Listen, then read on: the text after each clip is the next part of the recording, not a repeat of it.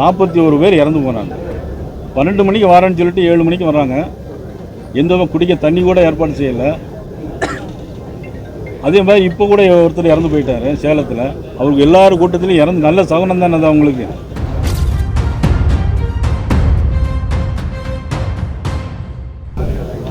நீங்கள் வருத்தம் தெரிவிக்கணும் ராமதாஸ் சொல்லியிருக்காரு. என்னை பொறுத்த மட்டும் தனிப்பட்ட முறையில் யாருடைய மனதும் புண்படக்கூடாதுன்னு நினைக்கக்கூடியது, அவ்வளோதான்.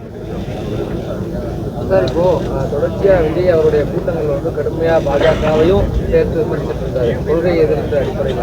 ஆனால் இப்போ யார் விமர்சிக்கிறாங்க? விஜய் அவங்களுக்கு ஏதாவது கொள்கை இருக்குதா? அவங்களுக்கு இருக்க கொள்கையை பதில் ஒரு புஸ்தகம் போட்டு இது எங்களுடைய கொள்கை, இந்த கொள்கைக்கு மாறானது பாரதிய ஜனதா கட்சி அப்படின்னு சொன்னால் பரவாயில்ல. கொள்கைன்னு மட்டும் வெறும் பேப்பரில் மட்டும் எழுதி வச்சுருந்தா எப்படி அதை ஒத்துக்கொள்ள முடியும்? அது முடிச்சுட்டேன், நான் அது அப்படியே முடிச்சுட்டேன். சார், இப்போ உங்களை பற்றி கடுமையாக விமர்சித்தார் விஜய்.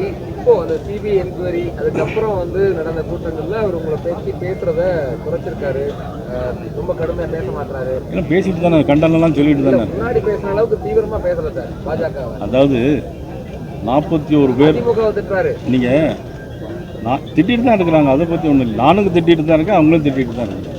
41 பேர் இறந்து போனாங்க.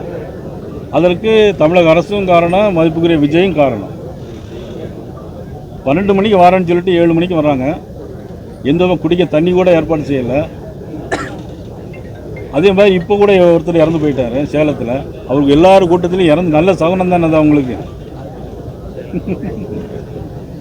சார், 5000 ரூபா அந்த மகளிர் உரிமை தொகை கொடுத்து வந்து மக்கள் வந்து தமிழக முதல்வருக்கு நன்றி சொல்றாங்கன்னு சொல்லி தமிழக துணை முதல்வர் உதயநிதி ஸ்டாலின் சொல்றாருங்க சார்.